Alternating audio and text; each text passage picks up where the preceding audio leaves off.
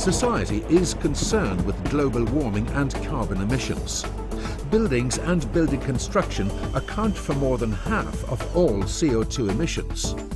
If we are to reduce emissions, we need to make buildings energy efficient, but we also need to use low-energy methods of achieving this.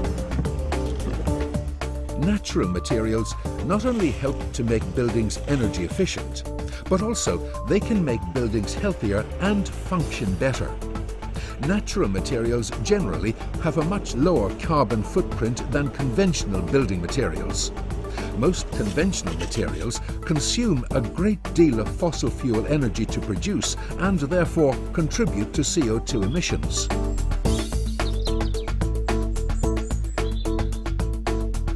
We've been trying to find a method of building that's low carbon and energy efficient, simple and affordable, that uses natural materials. Hemp and lime mixed together seems to answer all of those needs. The technique of construction was developed in France about 10 years ago and used to a small extent there, but actually didn't really take off for some reason. We found out about the technology, did our own research.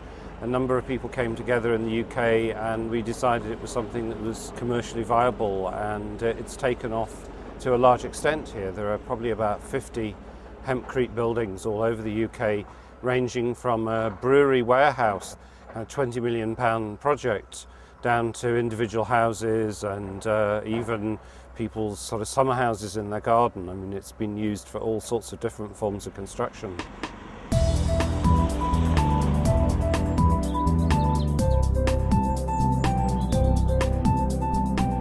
Well, this building, apart from the fact that it's a small house that's for my father to live in, it's a demonstration of this technique so that we can prove that it works, we can show it to other people and to other architects, other professionals and builders, so that if you want to convince them of the technique, they can actually come along and have a look at it and see it in the flesh. It's quite unique, hasn't been done before in Northern Ireland. So this is us able to test both the processing and the complications and detailing on a building which is for ourselves. The hemp research project was funded by DEFRA to look into hemp, which is a crop, being used as a natural insulation, but here cast with hemp. So this has led to a publication. A book has just recently been published by ourselves and other co-writers. So this is quite timely that this building is now happening exactly at this point. And in fact, we'll probably be even reviewing some of the details that are in that book, because we very much have a hands-on understanding of using the material now.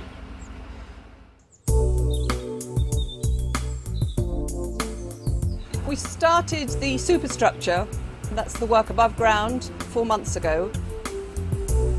We started off with quite traditional footings, a normal strip footing around the building, and brought it up in block work up to subfloor level, unavoidably using cement, which we had to do and be pragmatic about that.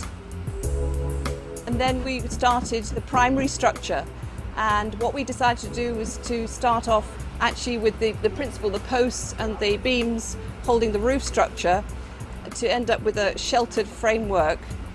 And that was followed by the stud work around the perimeter, which is then being cast around with the hemp and lime.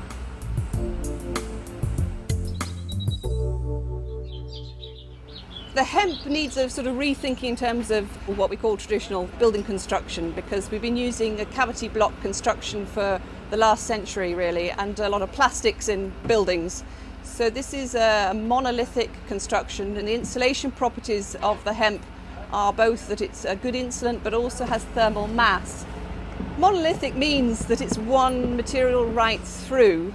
It does have a stud wall buried in the middle of it, but it isn't layers of separate materials. So even timber frame construction, which is favoured by a lot of people who are trying to improve insulation, has too many layers and too many different processes, and that's what we're trying to reduce.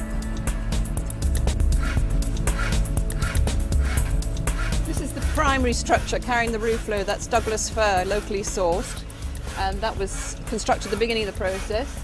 Here you can see the tail end of the shuttering, which is yet to be removed, and this section it has been taken away. This is cast just a few days ago and still soft to the touch but firm. You can see it's solid enough. This is the stud wall that's sitting in the middle of that 300 thick lime casting, so that's permanent with some noggings, cross noggings for stiffness. And here we're back to a section that's not finished being cast yet. This is the base of the posts here with a rigid fixing, so we got rigidity in the whole building frame from the start, sitting on its own padstone and the subfloor level there below. This is the radon barrier coming up tucked into the DPC, and we have the electrics that we had to put this ducting in ahead of the hemp being cast. Here we have one of the electric sockets which we've cast into the wall because it wouldn't be practical to try and chase this material, so you've got to cast them in at the time. And then here we've got the window reveal, which is lined with the Heraclith board, which is a permanent shutter, and that would stay in place.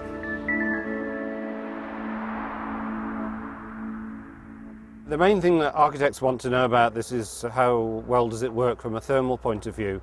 So a 300mm thick wall like the one we're building here will provide good enough insulation to meet Part L of the building regulations, depending on whether you're in Northern Ireland or England.